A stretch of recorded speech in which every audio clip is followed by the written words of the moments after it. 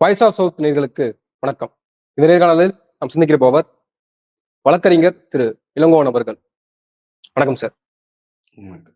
இன்று முதல் 3 குற்றவியல் சட்டங்கள் நடைமுறைக்கு வருது. இதற்கு எதிராக இந்தியா கூட்டணி கட்சிகள் கடுமையான எதிர்ப்பை இன்றைய நாடாளுமன்றத்துல அவையில பதிவு செய்ய இருக்காங்க. எத்தகைய வாய்ப்புகள் வழங்கப்படும் அப்படின்றது இன்னும் தெரியல. ஆனால் இந்த 3 குற்றவியல் சட்டங்கள்ல ஒரு 10% தான் திருத்தம் செய்யப்பட்டிருக்கு. அந்த 10% திருத்தம் தான் ஒரு பேராபத்துன்னு சொல்லப்படுது. இன்னொரு புறம் எதிர்பார்ப்புகளும் இருக்கிறத பார்க்க முடியுது. அது நடைமுறைப்படுத்தப்பட்டால் ஒரு கட்டுக்கோப்பா இருக்குமா, சமூகம் சீராகுமா அப்படின்லாம் பார்க்கப்படுது. நீங்க எப்படி இந்த 3 குற்றவியல் சட்டங்கள் திருத்தங்களை நீங்க எப்படி பார்க்கிறீங்க? அடிப்படையா ஒண்ணு பார்ப்போம். இந்த குற்றவியல் சட்டங்கள் ஏன் திருத்தப்பட்டன? திருத்தத்திற்கான அவசியம் என்ன? தேவை என்ன? மக்களிடம் வந்த கோரிக்கையா? அல்லது இந்த 75 ஆண்டுகளாக இந்தியாவை நிர்வாகம் செய்து வந்த அனுபவத்தில் இப்படியான குற்றவியல் சட்டங்கள், நடைமுறை, சாட்சிய சட்டங்கள் உள்ள கோளாறு தான் இந்தியாவில் குற்றங்களை கட்டுப்படுத்த, மட்டுப்படுத்த இயலாமல் இருக்கிறதா? ஏதாவது ஒன்றை கேள்விப்பட்டிருக்கிறோமா? நாம் கேள்விப்பட்டது என்ன என்றால், ஆங்கிலேயர்கள் இயற்றிய சட்டத்தை மாற்றி இந்தியா ஆள்கிறது, இந்தியர்கள் சட்டம் எழுதுகிறார்கள் என்று சொல்லக்கூடிய ஒன்றைத்தான் கேள்வியிட்டிருக்கிறோம். சரி, ஆங்கிலேயர்கள் இயற்றிய சட்டத்தில் என்ன தவறு? இந்தியர்களுக்கு என்ன மாதிரியான சட்டம் தேவை? இந்த விவாதம் நடத்தப்பட்டதா? இப்போ ஆங்கிலேயர்கள் 1935 ஒரு சட்டத்தின் மூலமாக இந்த நாட்டை ஆள்றாங்க. அதற்கு முன்னாடி வேறு விதமா இருந்தது. ஸோ 1935 சட்டம் வந்த பிறகுதான் அசெம்பிளி எலெக்ஷன்ஸ் நடந்தது முதலாக. அதன் பிறகு சுதந்திரம், அதன் பிறகு பல விஷயங்கள் நம்ம கான்ஸ்டிடியூஷன் படி இருக்கும். இப்போ ஆங்கிலேயர்கள் மீது பாரத்தை போட்டுவிட்டு இவர்கள் என்னத்தை இயக்கி இருக்கிறாங்கன்னு பார்த்தீங்கன்னா, முதல் தவறு, இந்த சட்டங்களுக்கு ஆங்கிலத்தில் இருந்த பெயர்களை மாற்றி சமஸ்கிருத பெயர்களை வைத்திருக்கிறார்கள். அது என்னென்ன சட்டங்கள் நீங்க சொல்ல முடியுமா? எனக்கே தெரியாது. நீங்க எத்தனை முறை மனப்பாடம் பண்ணாலும் வராது. அது பழக்கத்துல தான் வரும். ஏன்னா, ஒரு சொல் இப்போ நம்ம சட்டத்தை ஆங்கிலத்துல நாங்க படிக்கிறோம். எவிடன்ஸ் அப்படின்னா, எவிடன்ஸ் ஆக்ட்னா புரியுது. ஆனா இதுல சம்ஹின்னா, சம்ஹிதா இது என்ன சொல்றாங்க? இப்ப என்ன கேட்டீங்கன்னா, கட்டாயமா சொல்லத் தெரியாது. இந்த நிலைமை தான் 90% மேற்பட்ட வழக்கறிஞர்களுக்கும், நீதிபதிகளுக்கும் அந்த நிலைமை தான். தமிழ்நாட்டில் மட்டுமல்ல, ஆந்திரா இருக்கட்டும், கேரளா இருக்கட்டும், ஒடியா இருக்கட்டும், வங்காளம் இருக்கட்டும். ஹிந்தி மொழி படித்து விட்டால் மட்டுமே அப்படியே வந்துவிடும் என்று சொல்ல முடியாது. அடிப்படை தவறு என்ன?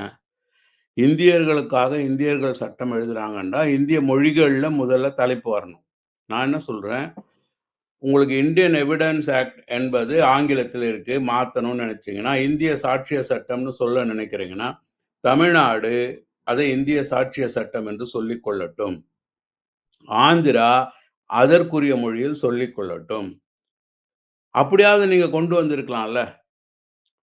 இப்போ எவிடன்ஸ் ஆக்ட்ன்னு தெரிஞ்ச அளவு கூட தமிழ்நாட்டுல உள்ளவங்களுக்கு இப்ப எது எவிடன்ஸ் ஆக்ட் இந்த 3லன்னு ஒரு பரீட்சை, ஒரு குவிஸ் வச்சீங்கன்னா முடியாது.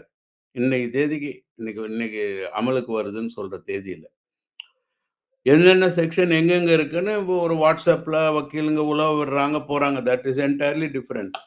ஆனால் எது தண்டனை சட்டம், எது சாட்சிய சட்டம், எது குற்றவியல் விசாரணை நடைமுறை என்பதை தெரிந்து கொள்வதற்கு ஒரு புது மொழியை நம்ம படிக்கணும். இதுல எவ்வளவு தவறுகள் நடக்குது பாருங்க. இதன் மூலமாக சமஸ்கிருதம் அல்லது இந்தி நம் மீது திணிக்கப்படுகிறது. இது ஒரு மொழி திணிப்பு. இது ஒரு மொழி திணிப்பு. எதற்கெடுத்தாலுமே ஆங்கிலத்தையும் ஆங்கிலேயரையும் குறை சொல்வது ஒரு வழக்கமாகிவிட்டது. நமது நாடு பல்வேறு படையெடுப்புகளுக்கு உள்ளானது ஒரு வரலாறு. அதன் பிறகு வியாபாரம் செய்ய வந்தவர்கள் இந்த நாட்டை ஆளுகிற அளவுக்கு அவர்களுக்கு நாம் இடம் கொடுத்தோம். இந்த மன்னர்கள் சரியா ஆளல, ஒருத்தருக்கு ஒருத்தர் சண்டை போட்டதுனால. இவைகளெல்லாம் சீர்திருத்தி ஒரு விடுதலை போராட்டத்தை வைத்து நமக்குன்னு ஒரு கான்ஸ்டிடியூஷன் கொண்டு வரோம், நம்ம சட்டங்களை இயற்றுகிறோம். இந்த காலகட்டங்களில் ஆங்கிலம் என்கிற மொழி இந்திய மொழிகளில் வேறு ஒரு மொழியாக மாறிவிட்டது. இது மறுக்க இயலாத உண்மை. இப்ப மட்டும் என்ன மாத்தியிருக்காங்க? தலைப்பை மட்டும் மாற்றிவிட்டு, சட்டங்கள் ஆங்கிலத்திலேயே இருக்கின்றன. அப்ப மாத்திட்டோம்னா என்ன சொல்றீங்க? ஆக ஒரு மொழி திணிப்பிற்காக, கட்டாயமாக ஒரு மொழி திணிப்பை செய்வதற்காக இந்த வேலையை செய்திருக்கிறார்கள். 2 இந்த 75 ஆண்டுகால அனுபவத்தில் அல்லது உயர்நீதிமன்ற அனுபவம்னு சொல்லக்கூடிய 175 ஆண்டு அனுபவத்தில் என்னென்ன குறைகள் என்பதை ஒரு ஆய்வு கமிட்டி ஒரு ஒரு ஒரு ஆய்வு செய்தோமா?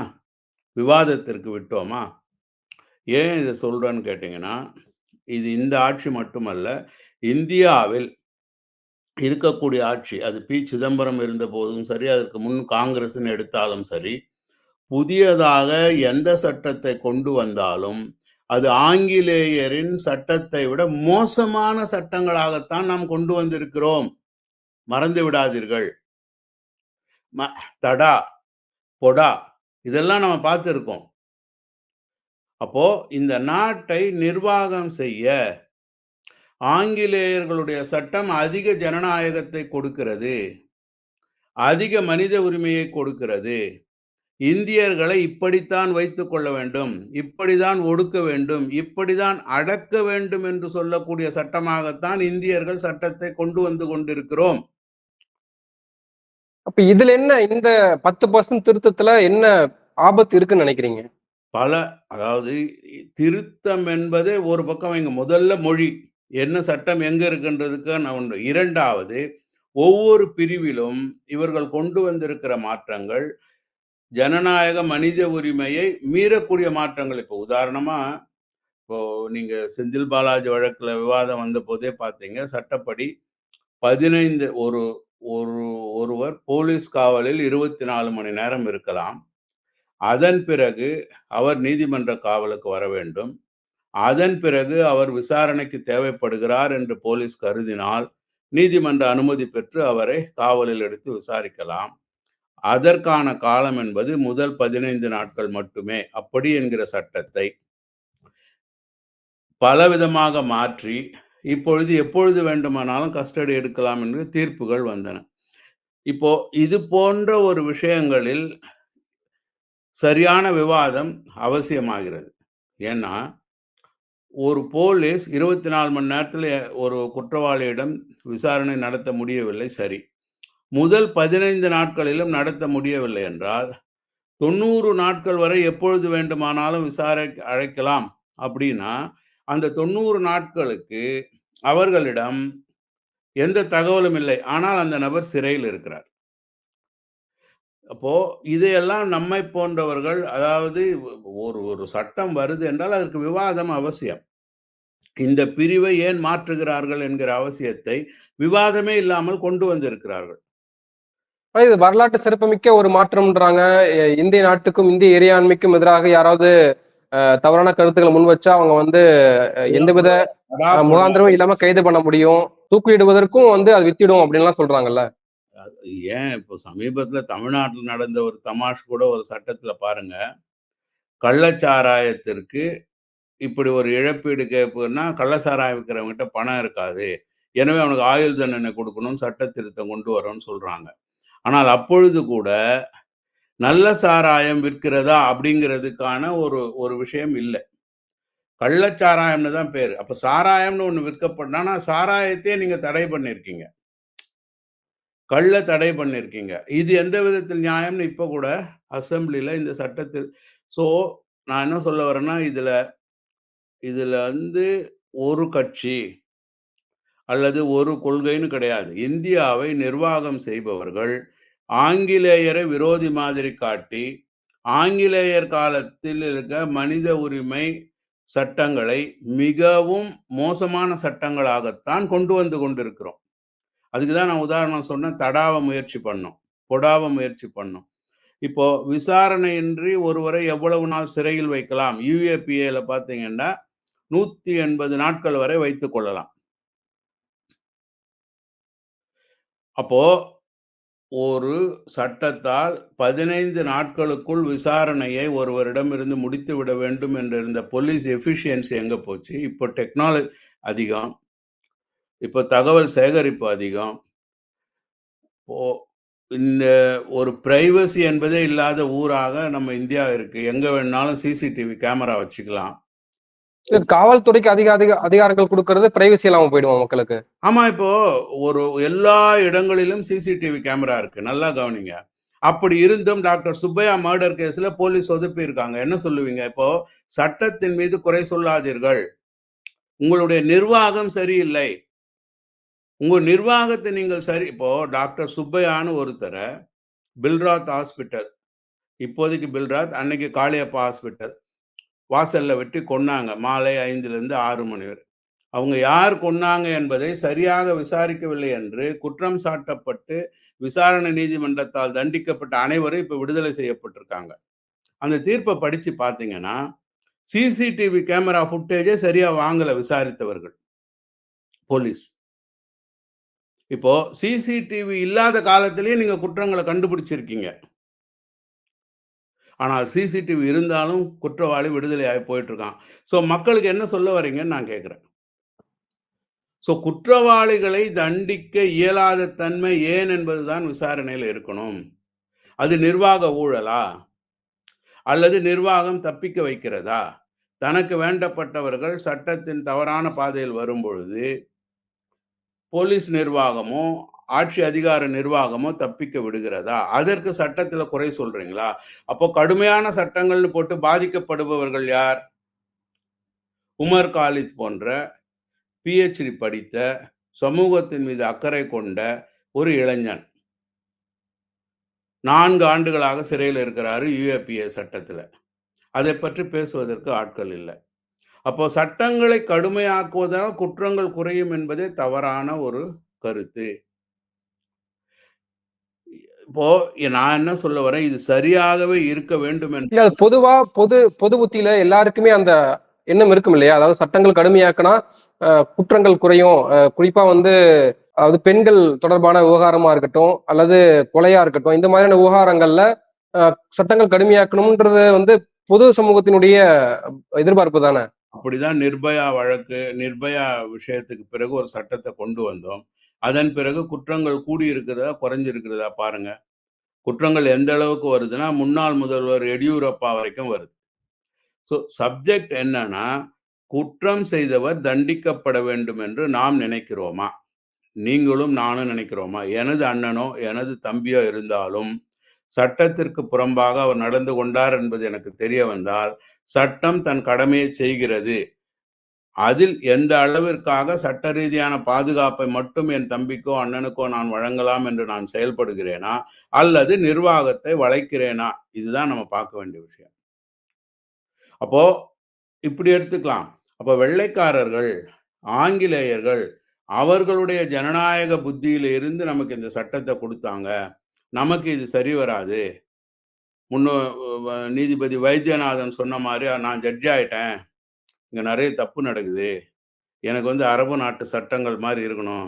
அப்படியே வெட்டணும், அப்படியே தூக்கு போடணும். அப்பதான் எனக்கு திருப்தி வரும்னு ஒருத்தர் எழுதுறார். நீதிபதி ஆன பிறகு. ஆனால் இவர்கள் வழக்கறிஞராக இருக்கும்போதோ, உங்கள மாரி என்ன மாரி சாதாரண மனிதர்களாக இருக்கும் பொழுதோ, சட்டங்கள் எப்படி இருக்கணும்? மனித உரிமை எப்படி இருக்கணும்? ஒரு குடிமகனுடைய பாதுகாப்பு என்ன? இந்த அறிவு இருக்கணும். அதாவது ஒண்ணு புரிஞ்சுக்கோங்க. இந்த சிஸ்டம் எப்படி வருது? மன்னராட்சி காலத்தில் ஒருவன் வாள் எடுக்கிறான்னு வச்சுக்கோங்க. அவன் மன்னரை தோற்கடிக்கிறான் என்றால், அவன் மன்னனா மாறிடுறான். ஆனா ஜனநாயக ஆட்சி எப்படி உருவாகிறது? இந்த ஸ்டேட் எப்படி உருவாகிறது? இந்த இல்ல ஸ்டேட் ஒரு குற்றவாளிக்கு சோசியல் கரிசனம் காட்டுறதுதான் ஜனநாயகமா? இல்ல ஆமா. சோசியல் கான்ட்ராக்ட்ல உருவாகுது. சோசியல் கான்ட்ராக்ட்ல உருவாகுது. எனக்கும் உங்களுக்கும் ஒரு ஒப்பந்தம். யாருக்கு? ஒரு குடிமகனுக்கும், ஒரு ஆட்சிக்கும் ஒரு ஒப்பந்தம். ஒரு அரசிற்கும் ஒரு ஒப்பந்தம். அந்த ஒப்பந்தம் என்ன? எனது உயிரையும், உடைமையையும் நீங்கள் பாதுகாக்க வேண்டும். யாரு? ஆட்சி, அரசு. அதற்கு என்ன சட்டங்களோ அதுக்கு நான் கட்டுப்படுவேன் அப்படின்னு சொல்றோம். இப்போ ஒரு கொலை நடந்து விடுகிறது. அப்ப அந்த குடிமகனுக்கான ஒப்பந்தத்தில் அந்த அரசு தவறி விடுகிறது. ஏன்னா, அந்த அரச நம்பி தான் அவன் கையில துப்பாக்கி வச்சுக்கல. அந்த அரசை நம்பி தான் அவன் கையில எந்நேரமும் ஒருத்தன் கொலை செஞ்ச வந்தான்னா திருப்பி அடிக்கிற ஆயுதத்த அவன் வச்சுக்கல. அவன் நிரபராதியா இருக்கான். நிராயுத பாணியா ஒரு குடிமகன் இருக்கான். அப்போ அரசு தன் ஒப்பந்தத்தில் தோல்வியுற்றது. அது என்ன செய்யணும்? விசாரித்து சட்டப்படி தண்டனைய வழங்கணும். சரிங்களா? அது போன்ற விசாரித்து சட்டப்படி தண்டனைய வழங்கக்கூடிய விஷயங்களில் அந்த நிர்வாகம் நடந்து கொள்ளுகிறதா? நம்முடைய கேள்வி அதான். சட்டம் எப்படி இருந்தாலுமே அதை செயல்படுத்தக்கூடியவர்களுடைய எண்ணம், செயல்பாடு எங்க இல்ல இருக்கு?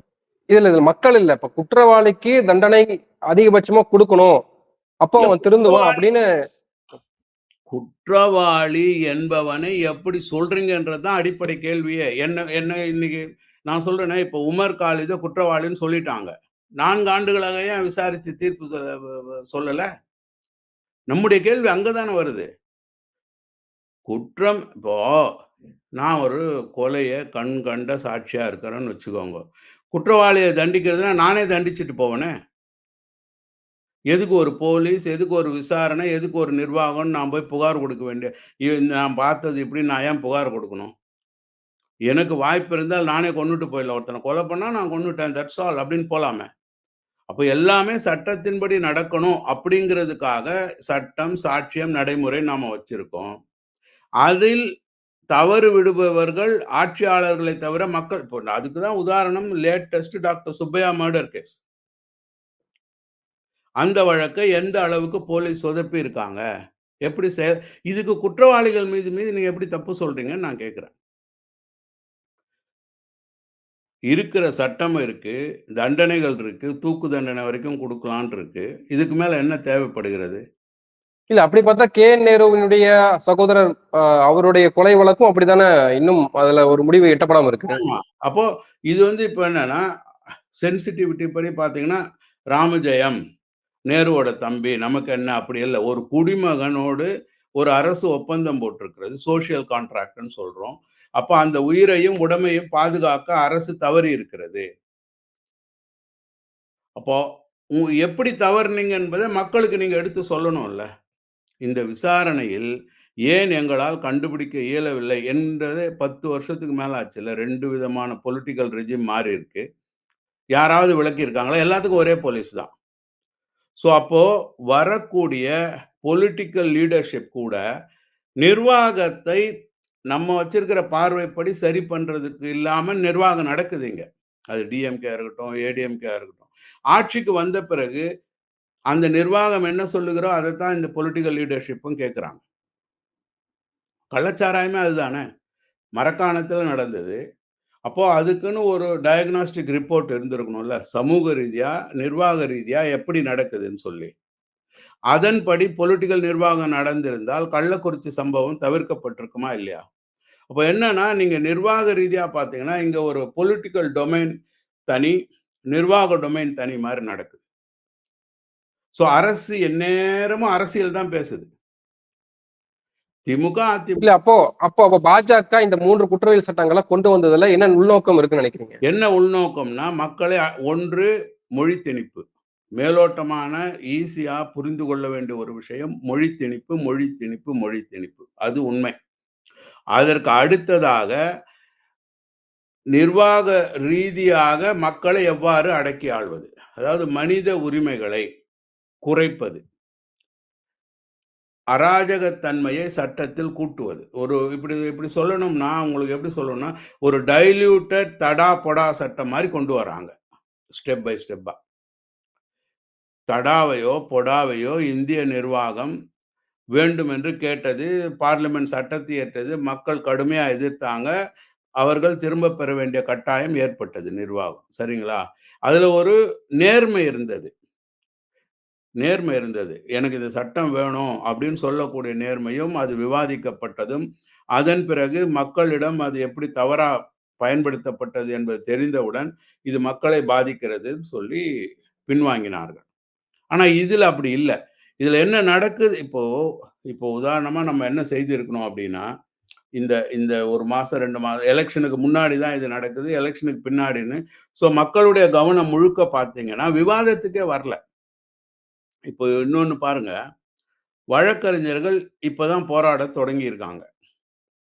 அது சிம்பாலிக்கா, இல்ல கடமைக்கா நமக்கு தெரியாது. ஏன்னா, வழக்கறிஞர்கள் அனுபவத்துல ஒண்ணு, குற்றவியல் நடைமுறை சட்டத்தில் பல திருத்தங்களை இந்தியா கொண்டு வந்தது. அப்போ கடுமையான போராட்டம் நடத்துனாங்க. மாதக்கணக்கில் நடத்துனாங்க. வீதி வீதியா நடத்துனாங்க. அதன் பிறகு அப்போது இருந்த தமிழக ஆட்சி மு. கருணாநிதி ஆட்சின்னு வச்சுக்கோங்க. அவருடைய ஆட்சியில அவர் என்ன சொன்னார், "தமிழ்நாட்டில் இந்த திருத்தங்கள் செயல்படாது என்று நான் உறுதியளிக்கிறேன். அதற்கு தமிழ்நாடு ஒரு திருத்தச் சட்டம் கொண்டு வரும்னு" சொன்னார். ஆனால் அந்த திருத்தச் சட்டம் குடியரசுத் தலைவரால் கையெழுத்திடப்படாததால் அது செயல்பாட்டுக்கு வரல. ஆனா இன்னைக்கு என்ன நேற்று வரைக்கும் என்ன நடைமுறையில் இருந்ததுன்னா, எதிர்த்து போராடினாங்களோ அந்த திருத்தங்கள் தான் நடைமுறையில இருந்தது. நான் என்ன சொல்றேன், இந்த போராட்டங்கள் கூட எலக்ஷன் ஜெயிக்கக்கூடிய அளவிற்கு நான் போராடினேன்ற மாரியான போராட்டங்களா? அல்லது விளக்கத்தோடு ஒவ்வொரு வழக்கறிஞர்களும் தங்களுக்கும், தங்கள் கிளையண்ட்ஸ்க்கும் இதை எடுத்துச் சொல்லிய போராட்டமா என்பதை நம்ம கவனிக்கணும். இந்த போராட்டம் அரசியல் போராட்டம் என்பதை பாஜக தெளிவு பண்ணிட்டாங்க தமிழ்நாட்டுல. பாஜக அணிகள், நாங்கள் நீதிமன்றம் செல்வோம். நீதிமன்றம் புறக்கணிக்க மாட்டோம். இந்த சட்டங்கள் செல்லும். இவற்றை நடைமுறைப்படுத்தணும் என்பதுன்னு சொல்லிட்டாங்க. ஆனால் பாஜகவை தவிர்த்து அரசியல் செய்யக்கூடிய எந்த ஒரு அரசியல் கட்சியும் தங்கள் வழக்கறிஞர் அணியை இதற்கு தயார்படுத்தவில்லை. தெளிவுபடுத்திக் கொள்ளவில்லை. அப்ப இந்த சட்டம் வேணுமா? வேணாமா? இன்னொரு புறம் பார்த்தீங்கன்னா, கடந்த 1 மாத காலமாக ஜூலை 1 வருவதற்கு முன்னாடி ஒன்றிய அரசு இந்த சட்டங்களை நடைமுறைப்படுத்த எல்லா நிர்வாகத்தையும் ட்ரெய்னிங் குடுத்து செயல்படுத்த தொடங்கி விட்டார்கள். தமிழ்நாடு அரசிற்கு இதுக்கு என்ன நிலைமை? தமிழ்நாடு அரசிற்கு இதுக்கு என்ன கொள்கை நமக்கு தெரியாது. திராவிட முன்னேற்றக் கழகத்திற்கு என்ன நிலைமை, என்ன கொள்கை நமக்கு தெரியாது. அதனால எதிர்க்கிறாங்க. ஒட்டுமொத்த இந்தியா கூட்டணி எதிர்க்கிறாங்க. ஆனாலும் இப்ப எனக்கு ஒரு கேள்வினா, இப்போ ரோட்டோர வியாபாரியின் மீது வட இந்தியால அவர் மீது இந்த வழக்கு பாயப்பட்டிருக்கு நடைமுறைக்கு வந்த உடனே அப்படின்னு சொல்றாங்க. இப்போ அதை நம்ம எப்படி எடுத்துக்கணும்? இது மோடியினுடைய குற்றவியல் சட்டங்கள், மோடியினுடைய சட்டங்கள் அப்படின்னு ஒரு புறம் சொல்லப்படுது. மோடி ஆட்சியில கொண்டு வரப்பட்ட சட்டங்கள்னாலவே எதிர்க்கிறாங்களா? அல்லது அது எளிய மக்களை பாதிக்கிறதா? இன்டென்ஷன் வைஸ் பார்த்தீங்கன்னா, அனைத்து சட்டங்களுமே 1947க்கு முன் வந்த சட்டங்கள் தான். சிபிசி ஆகட்டும், சொத்து பிரச்சனை ஆகட்டும், ஒரு சில திருத்தங்கள் 40க்கு பிறகு, 50க்கு பிறகுன்னு வருது. அப்போ சிவில்ல இருக்கக்கூடிய சட்டங்களுக்கான மாற்றங்களை கொண்டு வராமல், ஏன் கிரிமினல் சட்டத்துக்கு மட்டும் கவனம் செலுத்துறாங்க? அங்கிருந்து பாருங்க. அப்போ போலீஸை பயன்படுத்தி ஆட்சியை தக்க வைத்துக் கொள்வதற்கும், மக்களை ஒடுக்குவதற்குமான சட்ட திருத்தமாகத்தான் நீங்கள் இதை பார்க்க வேண்டும். இது மக்களுக்கான சட்டம் என்றால் விவாதிக்கப்பட்டிருக்க வேண்டும்.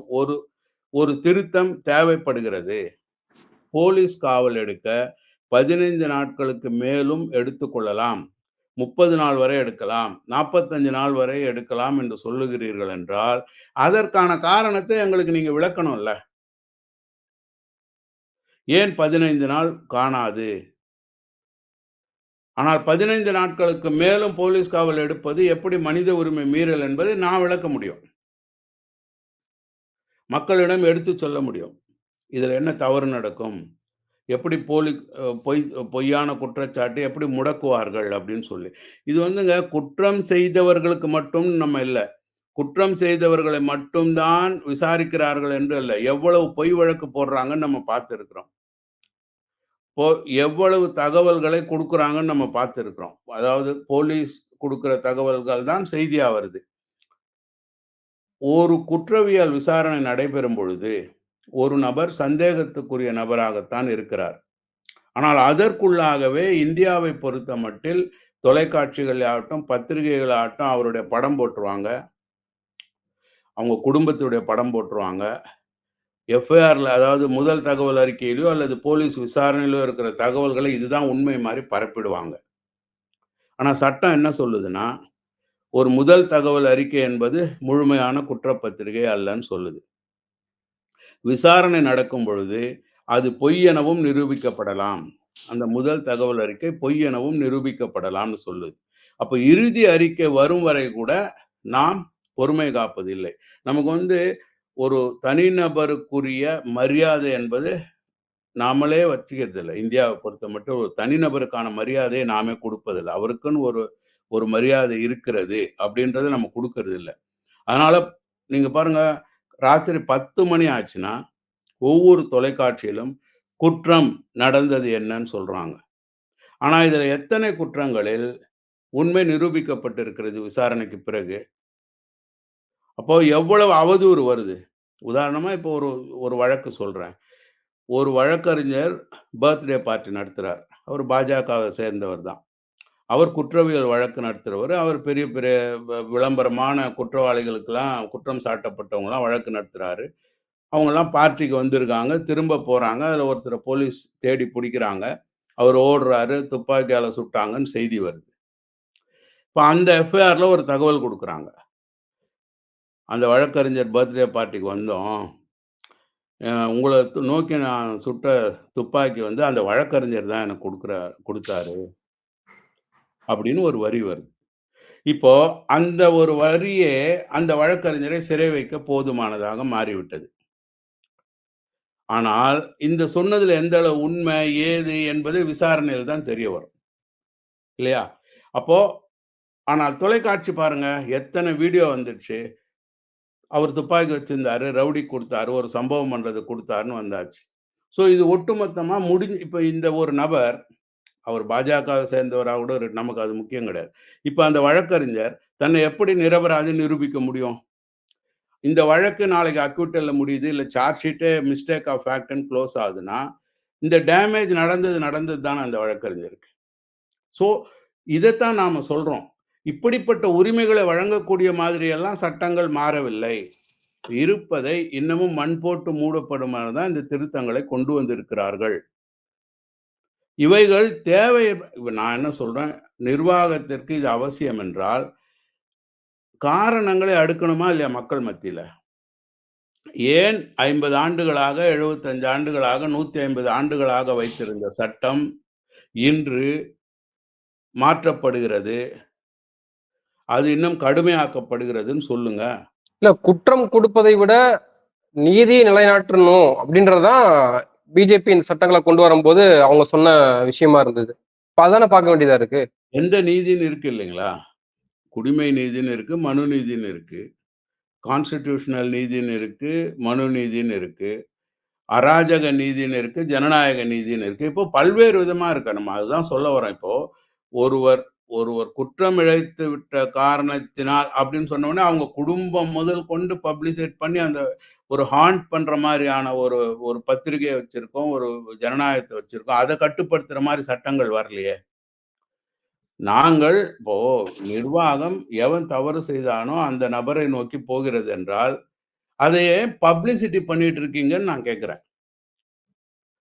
உங்களுடைய வேலை ஆனால் இங்க போலீஸ் நீங்க ஒரு பத்திரிகை காலத்துல இருந்து பாருங்க. போலீஸ் பீட்டுன்னு போவாங்க ஜர்னலிஸ்ட். இப்ப போலீஸ் குடுக்குற தகவல்கள தான் கொண்டு வந்து இங்க குடுப்பாங்க. ஒண்ணும் இல்ல உங்களுக்கு நான் ஆஸ் அன் அட்வொகேட்டா சொல்றேன். ஒரு ட்ரிபிள் மர்டர் கேஸ் நடந்தது. அதுல குற்றவாளிகள் அப்பீல்ல விடுதலை செய்யப்பட்டாங்க. அந்த வழக்குல உயர்நீதிமன்றம் சொல்லுச்சு, இந்த வழக்குல ஒட்டுமொத்தமா தவறா புலன் விசாரணை பண்ணி தப்பான ஆளுங்கள சேர்த்திருக்கிறீங்க. நாங்க இத சிபிஐக்கு ரெஃபர் பண்றோம். கண்டுபிடிக்கணும்னு சொல்லி. சிபிஐக்கு உயர்நீதிமன்றம் சொல்லி பல ஆண்டுகள் ஆயிடுச்சு. அந்த இன்வெஸ்டிகேஷன் என்ன ஆச்சுன்னு யாருக்கும் தெரியாது. இன்னொன்னு டபுள் சிம் மர்டர்ன்னு ஒண்ணு நடந்தது சென்னையில. ஒரு நபர் கொல்லப்பட்டார். அவர் ஏதோ கண்டுபிடிச்சார். பேட்டன்ட் ரைட் வழக்குன்லாம் நம்ம தகவல். அந்த வழக்கு இன்னைக்கு வரைக்கும் விசாரிக்கப்படவே இல்ல. இதுக்கு யார் மேல தவறு சொல்றீங்க? இவைகளை பத்திரிகைகள் விசாரித்து சொல்லியிருக்காங்களா? ஏன்னா போலீஸ் அவங்களுக்கு தகவல் குடுக்கல. ஸோ நம்ம நாட்டுல எப்படி சிஸ்டம் இருக்குன்னு பார்த்தீங்கன்னா, குற்றவியல் துறையில நிர்வாகம் சொல்லுவது, போலீஸ் சொல்லுவது தான் செய்தியாக மாறுகிறது. பாதிக்கப்படுகிற நபர் இருக்காரு இல்லையா? குற்றம் செய்தவரோ, அல்லது குற்றம் செய்ததாக புனையப்பட்டவரோ 2 பேருமே இருக்கட்டும். குற்றமே அவர் செய்திருந்தாலும் கூட, அவரை சட்டப்படி தண்டிப்பதற்கான முறைகளை மட்டுமே காவல்துறை நிர்வாகம் செய்திருக்கிறதா? அல்லது அத்துமீறி செய்திருக்கிறதா? அப்படிங்கிற விஷயங்கள். ஸோ, இதுல என்ன ஆபத்துன்னு கேட்டீங்கன்னா, இப்ப வெள்ளைக்காரன் வெள்ளைக்காரன் திட்டுறோம்னா, வெள்ளைக்காரங்காலத்துல ஒருவர் மீது குற்றம் சாட்டப்பட்டாலும், அது நிரூபிக்கப்படும் வரை அவர் நிரபராதி என்கிற கண்ணாடி கொண்டுதான் விசாரணை நடத்தப்பட்டது. நீதிமன்றம் அப்படிதான் அவரை நடத்தியது. ஆனால் இன்றைக்கு நாம் எப்படி பார்க்கிறோம் அப்படின்னா, ஒரு புகார் சொல்லிவிட்டாலே, அது யார், எதற்கு, எப்படி சொன்னா என்ற விசாரணையும் இல்லாமல், ஒட்டுமொத்த சமூகமும் அவரை எதிர்த்து கொல்லு, வெட்டு, கொல்லு, புதைச்சிரு என்கிற எண்ணம். இது ஆபத்தானது. இது ஆபத்தான ஒரு சமூகம். இது ஆபத்தான ஒரு குணம். இது ஆபத்தான நடைமுறை. அப்படிதான் நம்ம சொல்றோம். அதற்கு உதவக்கூடிய மாதிரியான சட்ட திருத்தங்கள், நிர்வாகமே அதை ஆதரிக்கும் பொழுது, ஜனநாயகம் என்பது கேள்விக்குறியாக மாறிவிடும். இது ஒண்ணும் இல்லைங்க. லிஞ்சிங் இப்போ ஒரு செய்தி படிச்சேன் காலையில. குஜராத்ல கிரிக்கெட் விளையாடுறாங்க. ஒருவன் விளையாடுற நபர் ஒரு இஸ்லாமியன் என்பதனாலேயே புரோ இந்துத்வா கோஷ்டின்றவன அடிச்சு கொன்னுருக்காங்க. அப்போ இந்த லிஞ்சிங், மாப் லிஞ்சிங்ன்னு ஒரு உணர்வு இருக்கு இல்லைங்களா? தப்பாகவே இருந்தா கூட, உதாரணத்துக்கு இப்படி எடுத்துக்கோங்க. ஒரு ரேப் நடந்துச்சுங்க. ஒரு குற்றம் என்பது சமூகத்தில் நடக்கும் அப்படிங்கிறது இருக்கவே தான் நம்ம சட்டத்தை கொண்டு வரோம். அதை எப்படி விசாரிக்கணும், எப்படி தண்டிக்கணும்னு. ஆனால் அது நடந்த மறு நிமிஷமே ஊரே கூடி அவரை கொன்று விடுவது நியாயம்தான் என்று நாம் சொல்லுவது சரியா? தப்பு அவர் தான் செய்தார், இல்லைன்னு நான் சொல்ல வரல.